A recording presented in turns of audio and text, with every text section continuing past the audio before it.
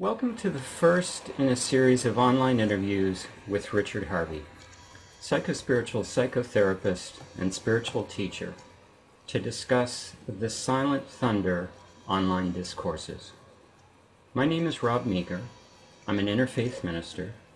I lead a spiritual ministry initiative in Ottawa, Canada called Spiritual Guidance, and I've been a student of Richard Harvey's work since 2012. Today's interview will discuss the Silent Thunder online discourses as a whole. This series of online discourses contained 5 lectures. Each subsequent interview in this interview series will explore in more detail each one of the lectures in the Silent Thunder online discourses. These manuscripts are contained in an ebook entitled Moksha Dawn, which is available through the Sacred Attention Therapy website at www.sacredattentiontherapy.com/books.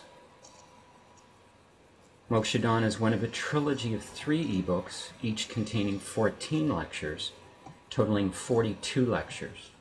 The second ebook is entitled Dharma Sky. The third ebook is entitled Bodhi Ocean and is currently in production. Again, all ebooks are available through the Sacred Attention Therapy website at www.sacredattentiontherapy.com/books. You can also listen to the full recording of many of these lectures online through the Sacred Attention Therapy website at www.sacredattentiontherapy.com/education. And now I'd like to provide you with a little bit of background about Richard Harvey. He's a psychotherapist and spiritual teacher. His work emerged out of the human potential movement of the 1970s. He trained with many teachers in humanistic and transpersonal approaches. He is the founder of Sacred Attention Therapy, a radical new approach to inner work for the 21st century. At the center of Richard's offering of a psychospiritual way for the modern era is the 3 stages of awakening. The 3 stages are, first, the liberation of the individual from personal childhood conditioning and patterns of survival. Second, the opening and emergence into the life of the heart of compassion, awareness, and authenticity.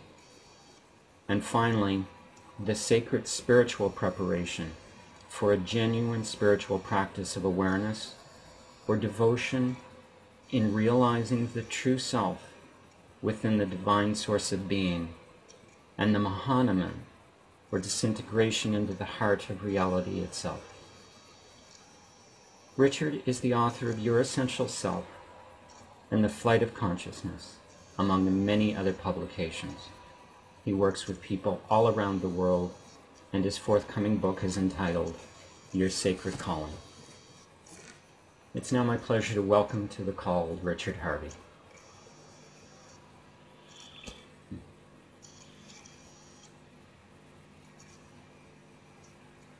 Hi, Rob. Hello, good to be with you. Yeah. So as I mentioned in the introduction, we're beginning a new series today, the Silent Thunder online discourses. And I want to begin where I've begun the other series, and talking about your inspiration for the title for the series. The Silent Thunder discourses, what's this name mean? What was your inspiration in calling it the Silent Thunder discourses? I'd love to have some, something intelligent to say about that, but all I can tell you is it just came. It just landed. And it was a surprise to me because the exotic, more esoteric names of the discourses up to that time, none of which were in English, of course, it contrasted so much. And I looked it up and I looked for references to it, and it just seemed to come out the ethers, really. I liked it for the kind of dislocation of the 2 words, of course, but there was no artistry involved, except for when I thought about it and when I think about it now, I think that when you speak spiritual truths, they should rumble the heavens.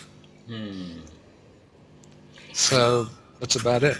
and yet, in some ways, one can speak the spiritual truths in silence, and this is the paradox. I mean, silent thunder is a paradox, and yet, so much of the spiritual way, so much of the spiritual life, so much of spiritual teachings is from an earthly and a mind or egoic point of view very much a paradox. I find myself returning to paradox and contradiction more and more until I feel I may be repeating myself too much.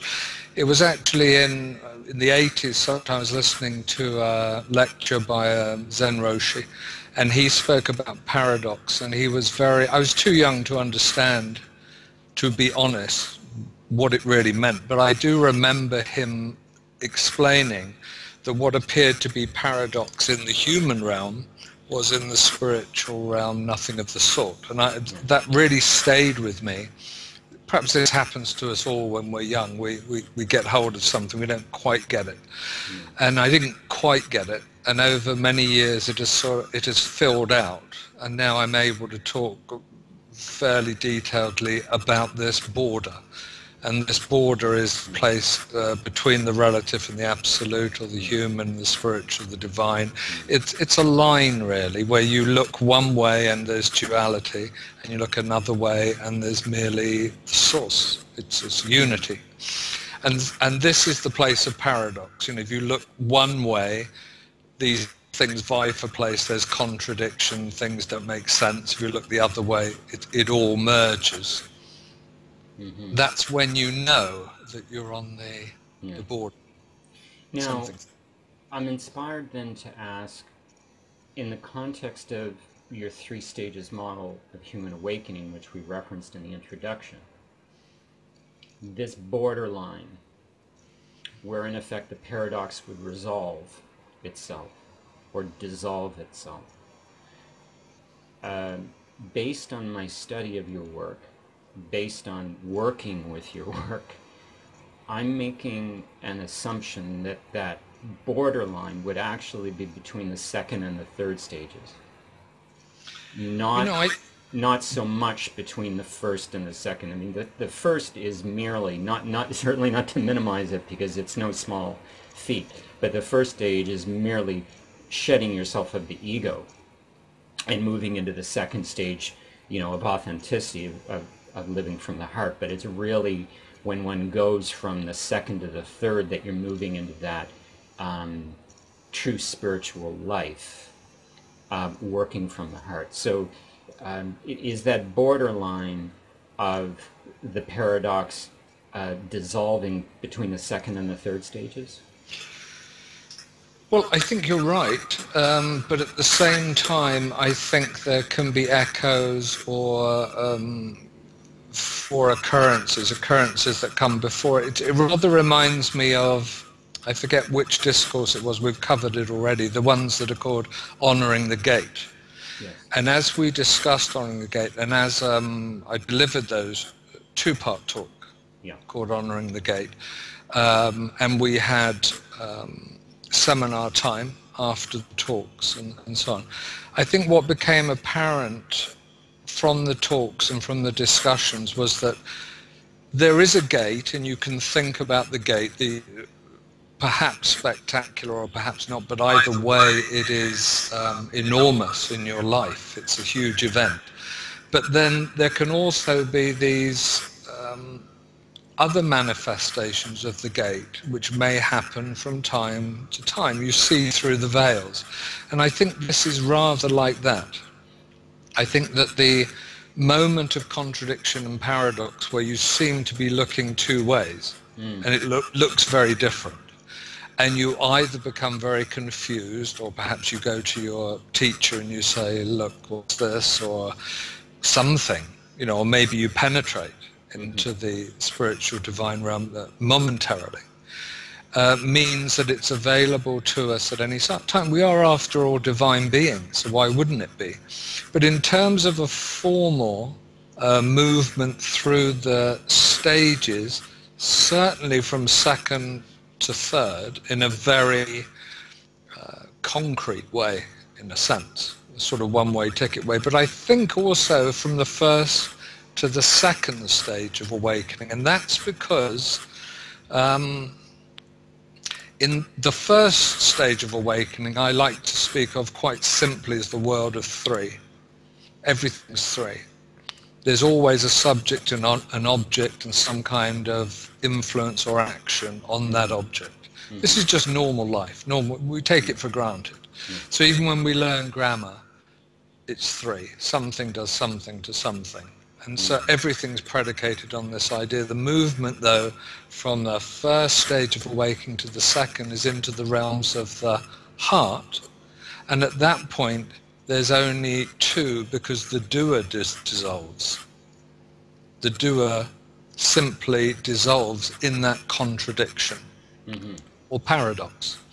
It's not the depth of the contradiction and paradox of the second into the third stage, which is the entry into sacred spiritual life of discipline and persistence, and the divine being is all, but it is merging into the state of heart and compassion that is not predicated on any doer, and therefore is not involved with selfishness or any kind of self-interest, shall we say.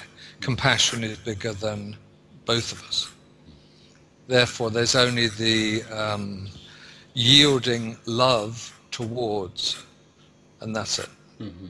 It's not a three, it's the world of two. So I think you can meet the contradictory, paradoxical realm any time. Keep an eye out for it, and always go positive on confusion. Because confusion is when the mind, it's like a couple of electric leads going together, cables going together and fusing the system, isn't it?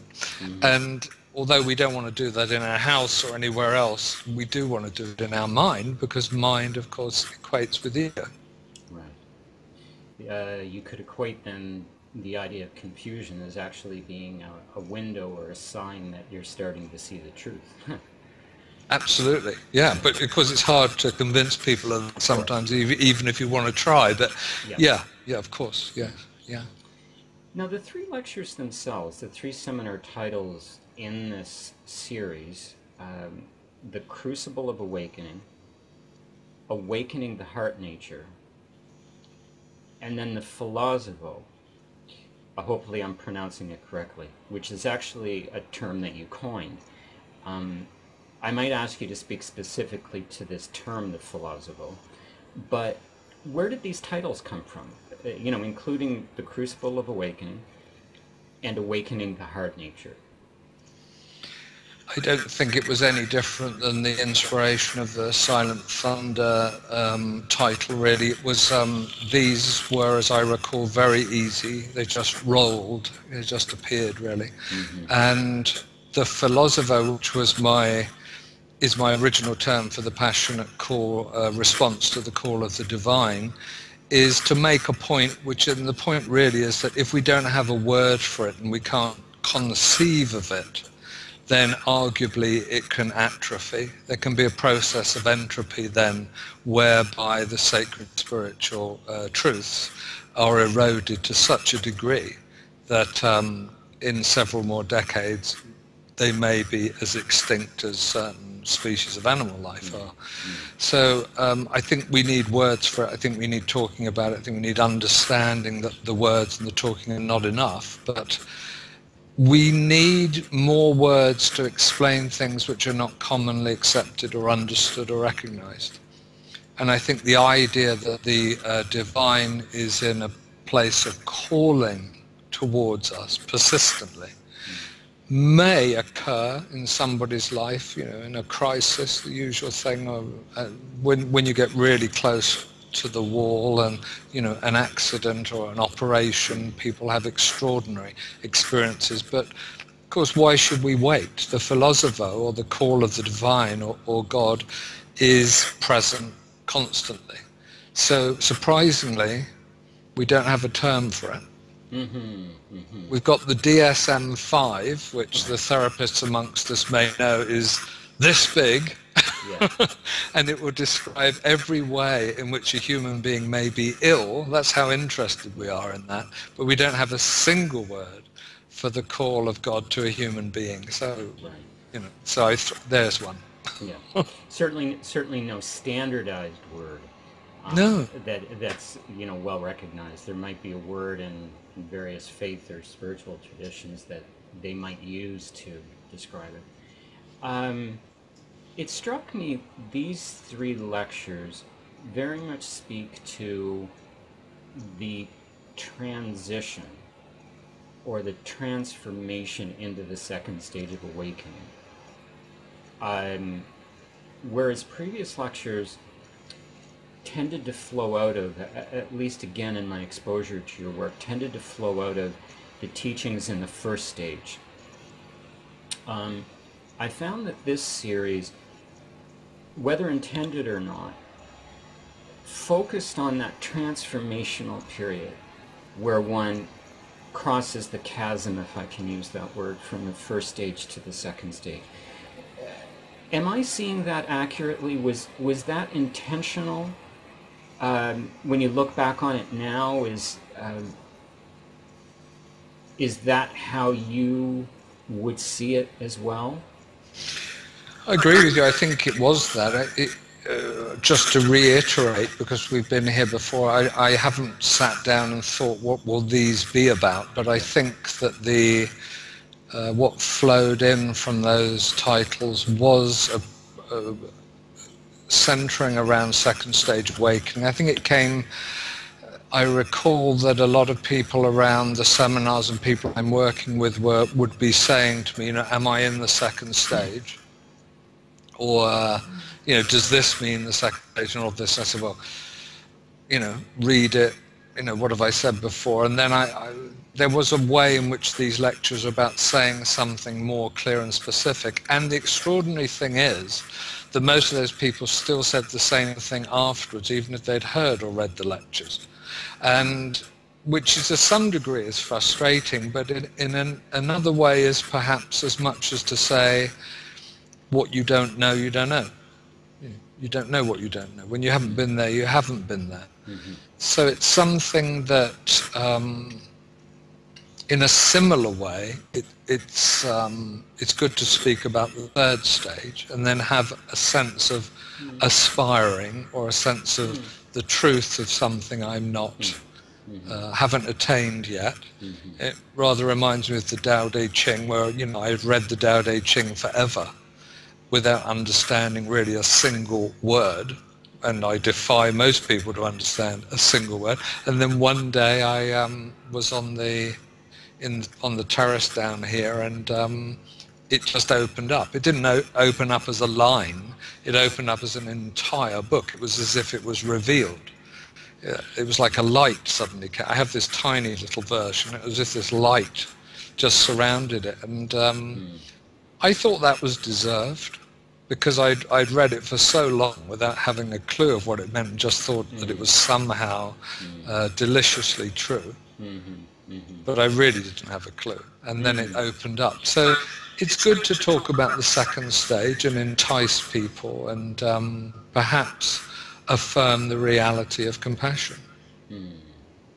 I relate so well to this idea of reading a sacred text, and you know, on some level I get it, but I realize there is much more for me to get, and I'm trusting that understanding will come in time, but I've given up the quest for trying to understand it in as much as just enjoy it as it is. When the illumination is, when I'm ready for the illumination, it will come. In the meantime, continue the practice, take from it what I can, apply it to my daily life. And that illumination will come when I'm ready. if it hasn't already come, but I'm just not, aware of it in this time and space. Moksha Dawn, which contains the manuscripts for the discourse series that we're talking about, the Sound of Thunder Discourses, and the Nirvana Teachings, which will be, I believe, the next lecture series that we'll enjoy some interviews about. It contains a very interesting introduction entitled, Who Weeps for God? And I don't know if you remember this introduction. Again, this introduction is to the Moksha Dawn, which is the ebook containing the lectures, manuscripts for the Sound of Thunder online discourses.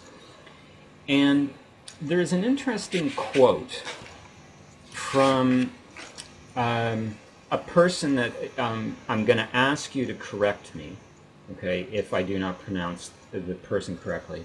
But I'm going to pronounce it Malebranche. Oh, Malebranche, yeah, that's as good as I've got it, yeah. Okay, all right.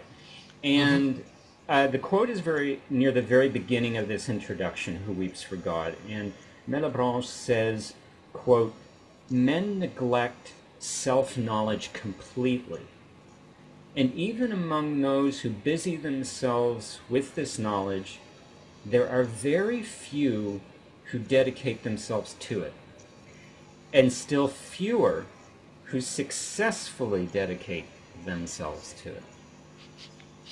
Not an optimist. And I wanted to ask, why is it so difficult for us? And us, I mean humanity. Why do we so violently resist to successfully dedicate ourselves to the truth of existence? There's many ways to answer it, but I think I'd like to go in at the early life and the child stage, the child end, and imagine the situation, if you've been with a child, where you know something's safe and they don't necessarily know it's safe, and you're saying, oh, come on, it's fine, just come on through this tunnel, or just take that jump and I'm here, or whatever it is. And they are afraid because of a basic lack of understanding of the world. One of our kids, for example, I remember we were going to a hospital and she was unable to traverse the floor of the corridor. And when I looked at it with different eyes, I saw that the floor was covered in holes, and that what it was a highly polished floor, such as you get in hospitals. And above there were these big square lights diffusing the light down. Now these big square lights somehow reflected in the floor. And if you looked at them, I think the way she was looking at them, she was about 2 or 2.5 or something, walking but small. This was full of holes. I'm not going to walk over this. And we had to slowly negotiate it, and maybe she learned something about the floor and reflection. Who knows? At that time, that's an example of what I mean. When you, with children, and as a parent or as an adult with children, you very often find yourself having some sophisticated knowledge you've really forgotten, really, and it's hard to still see it with the child eyes. These are holes. They really were holes, and you're not going to risk that. I think that humanity in the time of Malebranche, and also in our time, is not so terribly different. Don't understand, don't trust with the heart of the child that it will be safe to cross the, as you said, the chasm, or to traverse the threshold of transformation, that the essential fiction of personality is true. And I think we as parents and as adults have to take some responsibility for that. There is a way to bring up children in a sacred, spiritual way, and we need to bring that in, at some point, obviously, very critically, very crucially, and teach rather than lies the truth. And part of that would be trust in a real God. And what we actually teach is largely nonsensical, and it's more or less accepted in terms of religious, spiritual, early life teachings, that when you've grown up, you grow out of that, you realize that it's not true. And if you don't, you're either naive or innocent or childlike, or you follow a religion, in which case that's okay, largely. I mean, I'm generalizing somewhat here, but some of the nonsense in Christianity, for example, stands as being believed in by, it's more than a third of the world, I think. If we take the statistics and assume they're correct, it means that the majority of the human race believes largely in teachings which are absolutely bizarre. You know, they are lies, so you wouldn't believe them in any other context. So these things we learn to grow out of Father Christmas, and we learn to grow out of all kinds of trustful things in innocence. And what a shame. There was a wonderful time in childhood when you could have taught something that could have been built on for life. And they would have been sacred spiritual truths that could have then become a foundation for the adolescence and you know, the young adult life, and on through. Well, as it is in the present culture of, broadly speaking, ignorance, we have to introduce this wisdom and, in a sense, transform into it. And it looks like it's a big price to pay, just like the child taking a risk. The price, of course, is yourself, except yourself is the fiction of this mask that you take yourself for. It simply isn't true. And I mean, I would ask anyone listening to this who may well be interested in psychospiritual matters, we have to ask, are we truly interested in the annihilation of ourself as we know it? And are we prepared to offer that to the truth, to offer that to God? This is an ancient call, an ancient call.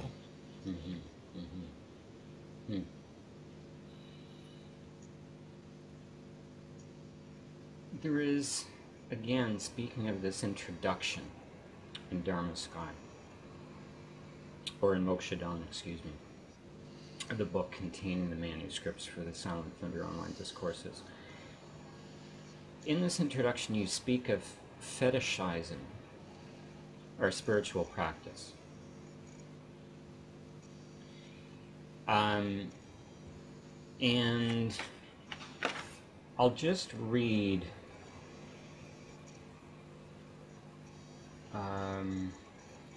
a small piece for the listener to give them some insight, to give them a little piece of this introduction.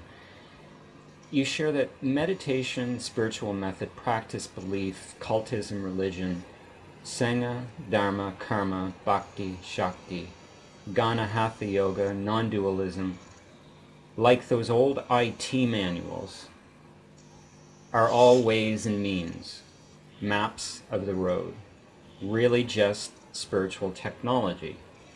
If they don't get you there, they're not much use. In fact, they're useless. Like an old mechanical manual for a car that is no longer in production, that nobody owns anymore. I have known people who have fetishized their old sports car, like others fetishize the transcendental meditation, Zazen, Wicca, or Barong dancing.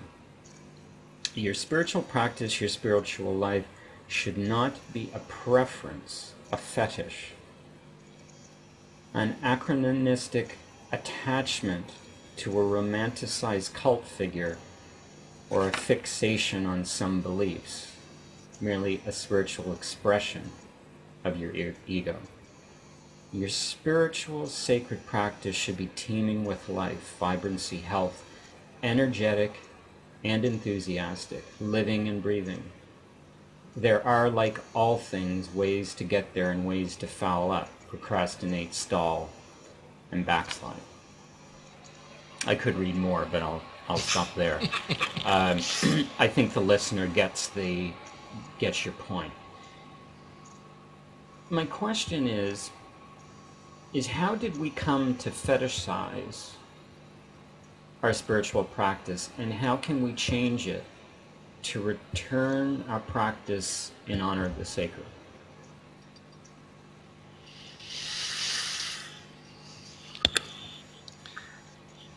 Don't get caught up in the world of appearances.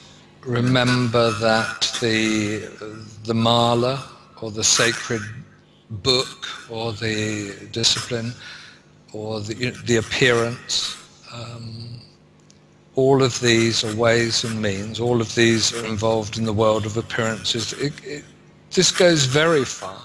We have here, even now in this encounter, certain presumptions of what's occurring, where we would label me, Richard, Harvey, or Robert Meir, and the people listening will all have various labels of who they are. And if we go a little bit further, we'd say, I'm a psychotherapist, I'm a spiritual teacher. You'd say you're a minister and a counselor and this, that, and the other. And what does it mean? Is it true? And does it have any significance? And once we've stripped away all of those concealments, what is there? This is the spiritual question, isn't it? This is the spiritual inquiry. Once we've divested ourselves of Richardness and everything associated with him, and you of Robertness in a similar way, what remains? Because if there were nothing, then we know, you and I would know, that we've been running up the wrong ladder, and we should really have been materialists, and we should get back to work, somewhere, doing something partly sensible, because this is what it's about. And that sometimes to us, I have this in common with other people I sometimes speak to in the spiritual realms, seems quite appealing, because it gives you a very concrete sense of life. You work hard, you make money, you have children, you buy a house, you buy a bigger car. These are conformist, materialist, concrete things. But we in the spiritual realms, what are we doing? What have we got for achievement, or to make progress, or fulfill ambitions? We're saying things like, who am I? We're saying things like, what's worth living?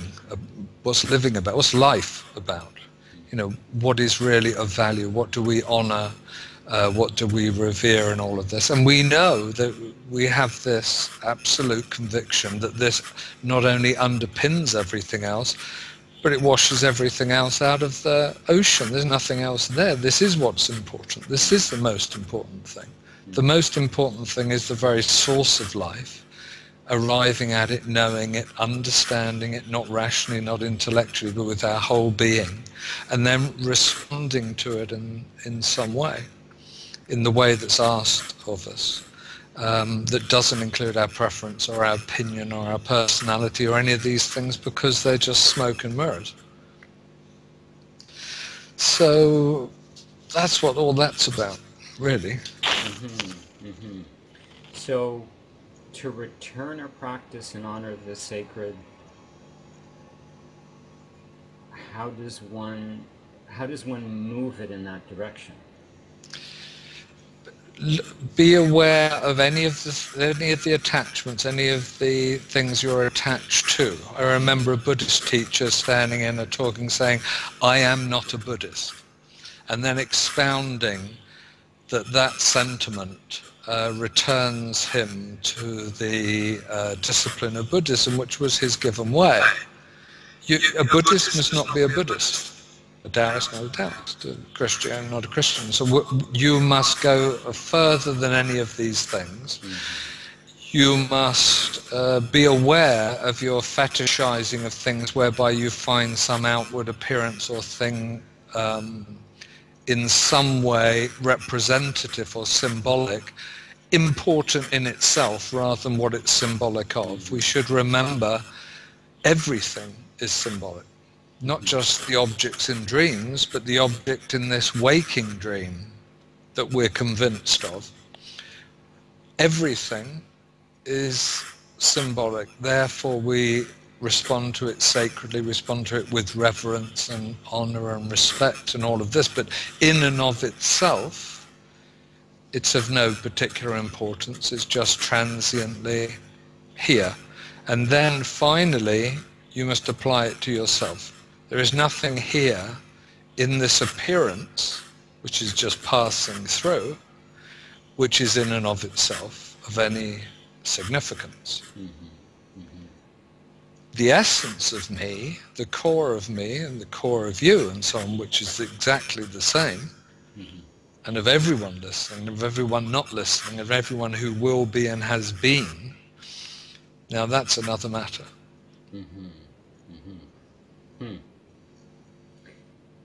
I think a nice place to end the interview, Richard. Again, this interview introduced the Silent Thunder Discourses, the 3 seminar titles being The Crucible of Awakening, Awakening the Heart Nature, and the Philosopho, and the other interviews in this series, starting in a fortnight, we'll look at each of these lectures. And The Crucible of Awakening and Awakening the Heart Nature are 2-part lectures. The Philosopho contained in the 5th one lecture. So I look forward the next time we come together.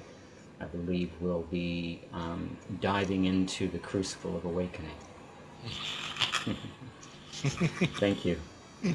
Thank you. Bye-bye. For now.